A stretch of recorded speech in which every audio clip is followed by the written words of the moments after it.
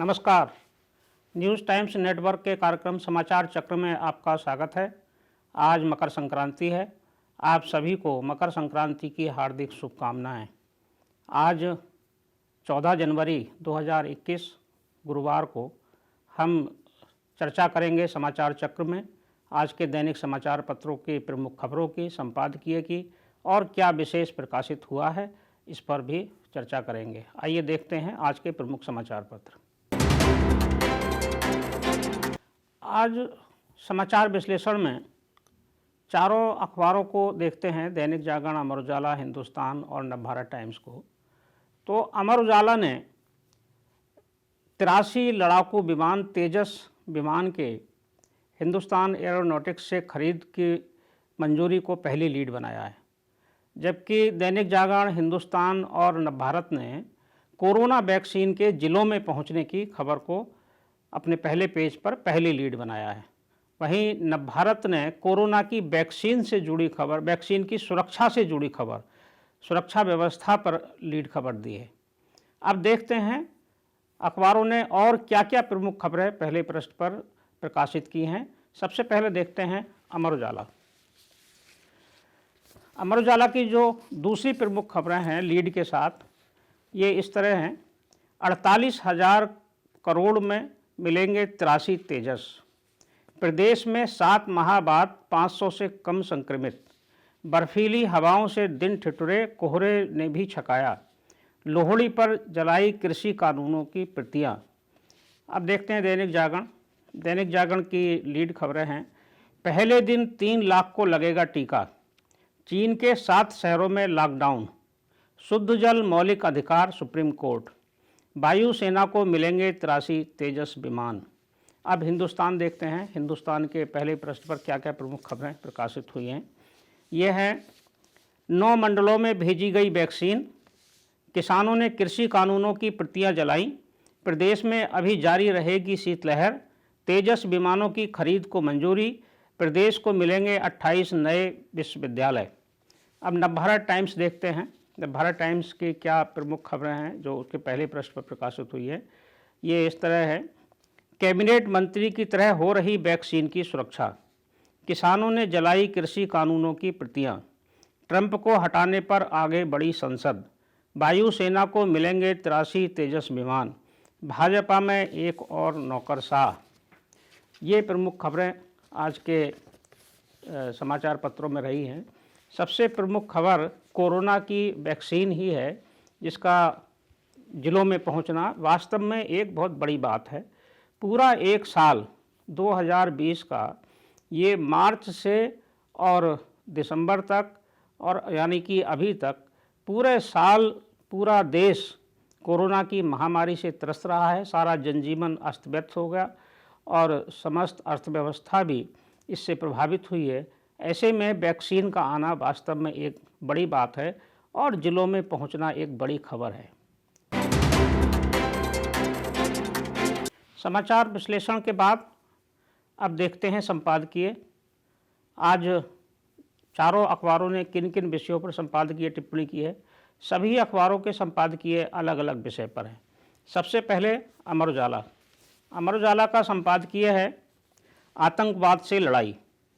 अमर उजाला ने लिखा है, आतंकवाद से मुकाबला करने के लिए अंतर्राष्ट्रीय सहयोग पर आयोजित संयुक्त राष्ट्र सुरक्षा परिषद की वर्चुअल बैठक में विदेश मंत्री एस जयशंकर ने आतंकवाद के खिलाफ शून्य सहिष्णुता, जीरो टॉलरेंस की जो बात कही है, वह भले ही नई ना हो पर इसकी ज़रूरत आज ज़्यादा है। अमर उजाला आगे लिखता है, क्योंकि भारत को संयुक्त राष्ट्र सुरक्षा परिषद में आतंकवाद निरोधक मामलों, लीबिया और तालिबान संबंधी मामलों की कमेटियों की अध्यक्षता भी मिली है, ऐसे में क्या उम्मीद करें कि आतंकवाद पर व्याप्त दोहरेपन के खिलाफ भारतीय सक्रियता कुछ कारगर होगी। अब संपादकीय के लिए आज देखते हैं दैनिक जागरण आज का क्या लिखा है। दैनिक जागरण का विषय है रक्षा जरूरतों की पूर्ति। दैनिक जागरण ने लिखा है संपादकीय में, सुरक्षा मामलों की कैबिनेट कमेटी ने हिंदुस्तान एरोनॉटिक्स लिमिटेड की ओर से निर्मित किए जाने वाले हल्के लड़ाकू विमानों तेजस की खरीद को मंजूरी देकर वायुसेना की जरूरत को पूरा करने के साथ ही स्वदेशी रक्षा उद्योग को बल प्रदान करने का काम किया है। अब देखते हैं हिंदुस्तान का संपादकीय किस विषय पर टिप्पणी की है हिंदुस्तान ने लिखा है ऐतिहासिक अभियान। हिंदुस्तान ने संपादकीय में कहा है, भारत जैसे विशाल देश में कोरोना टीकाकरण अभियान की शुरुआत सुखद और ऐतिहासिक है। आज से साल भर पहले लोग ठीक से जानते भी नहीं थे कि कोरोना क्या है, लेकिन आज इस बारे में लगभग सभी को पता है। ये अपने आप में ऐतिहासिक ही है कि इतनी जल्दी किसी रोग के टीके का न केवल निर्माण हुआ है, बल्कि वह देश के लगभग हर जिले में पहुंच भी गया है। यह अवसर किसी उत्सव से कम नहीं है। नवभारत टाइम्स ने सुरक्षा पर संपादकीय दिया है और विषय है कम कैसे हो तनाव। Army chief general MS Naravane ने मंगलवार को सालाना प्रेस कॉन्फ्रेंस में साफ साफ कहा कि हमें एक साथ 2 मोर्चों पर खतरे का सामना करने के लिए खुद को तैयार रखना होगा। वास्तव में हमारी सेना पिछले कुछ समय से दोहरी चुनौतियों का सामना कर रही है। एक तरफ पाकिस्तान से लगी LOC पर गोलीबारी और आतंकी घुसपैठ की कोशिश जारी है, दूसरी तरफ चीन से लगी LAC पर भी हालात सामान्य होने की कोई संभावना नहीं दिख रही है। आगे लिखा है नवभारत टाइम्स ने, भारत के लिए आगे की चुनौती यही है कि हम अपनी सुरक्षा और क्षेत्रीय अखंडता पर कोई समझौता किए बगैर सीमा पर तनाव कम करने की राह जल्द से जल्द खोज निकालें। अब विशेष खबर की चर्चा कर लेते हैं। आज की विशेष खबर है अमर उजाला में।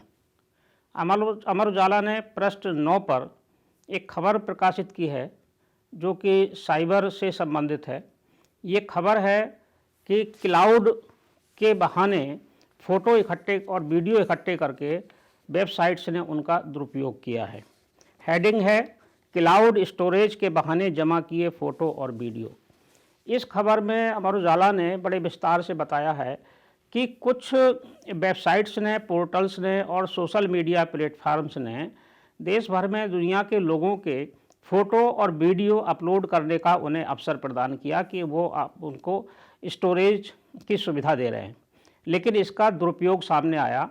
उन लोगों ने आर्टिफिशियल इंटेलिजेंस के लिए लोगों के चेहरे पहचानने के लिए इन फ़ोटो का दुरुपयोग किया और उससे बड़ी भारी कमाई की है। इससे कंपनियों को तो लाभ हुआ है, लेकिन दूसरी तरफ जिन लोगों ने बड़े विश्वास के साथ या सुरक्षा के साथ या अपनी गोपनीयता को बरकरार रखने के लिए कुछ अपने फ़ोटो और वीडियोज़ इन क्लाउड पर डाले या सोशल मीडिया के प्लेटफार्म्स पर डाले, उनके साथ तो धोखाधड़ी एक तरह से हुई है। इसे रोका जाए, ये एक चिंता का विषय है। इस पर अमर उजाला ने अच्छी खबर प्रकाशित की है, इसकी चर्चा की जानी चाहिए। अब चर्चा कर लेते हैं सोशल मीडिया की। आज चूँकि मकर संक्रांति है, पूरे देश भर में, दुनिया भर में मकर संक्रांति का पर्व मनाया जाता है। सूर्य दक्षिणायन से उत्तरायण हुए हैं और इस पर्व पर जहाँ देश भर में लोग गंगा स्नान कर रहे हैं, नदियों में स्नान कर रहे हैं, दान कर रहे हैं और पूजा उपासना में लगे हैं, वहीं सोशल मीडिया पर भी ये पर्व आज छाया हुआ है। इसके कई ट्रेंड सोशल मीडिया में, विशेष रूप से ट्विटर में ट्रेंड कर रहे हैं। ये खास तौर पर है मकर संक्रांति, पोंगल, सूर्य उपासना, बिहू और उत्तरायण जैसे हैशटैग आज इस पर ट्रेंड कर रहे हैं और लोग ट्वीट कर रहे हैं, शुभकामनाएं दे रहे हैं। एक तरह से मकर संक्रांति का पर्व भी सोशल मीडिया में एक माध्यम बना है लोगों के पास संदेश पहुंचाने का। अब समाचार चक्र के अंत में अपनी बात, आज हम बात करेंगे साइबर सुरक्षा पर। साइबर स्पेस में निजता की सुरक्षा, ये आज का हमारी चर्चा का विषय है। अभी जो आज समाचार अमर उजाला में प्रकाशित हुआ है और कुछ प्रमुख वेबसाइट्स पर भी प्रकाशित हुआ है कि क्लाउड पर जो फ़ोटो डाले जाते हैं या क्लाउड पर जो सामग्री अपलोड की जाती है वह सुरक्षित नहीं है। ये इस सामग्री का दुरुपयोग सामने आया है, विशेष रूप से लोगों की फ़ोटो और वीडियोज़ का। हो सकता है कंटेंट का भी दुरुपयोग हो रहा हो। इसी के साथ साथ अभी लगभग 1 सप्ताह पहले ही एक और जानकारी आई थी कि व्हाट्सएप ग्रुप में जो हम चैट करते हैं या व्हाट्सएप पर जो लिंक डालते हैं या व्हाट्सएप में जो फ़ोटो, वीडियोज़ या वीडियो कॉल करते हैं, ये भी सुरक्षित नहीं है। ये सारे लिंक गूगल की सर्च में नज़र आए और जो हम व्हाट्सएप को ये मानकर व्हाट्सएप कॉल करते हैं कि ये सुरक्षित है और यहाँ वीडियो कॉल सुरक्षित है, वो कतई भी सुरक्षित नहीं है।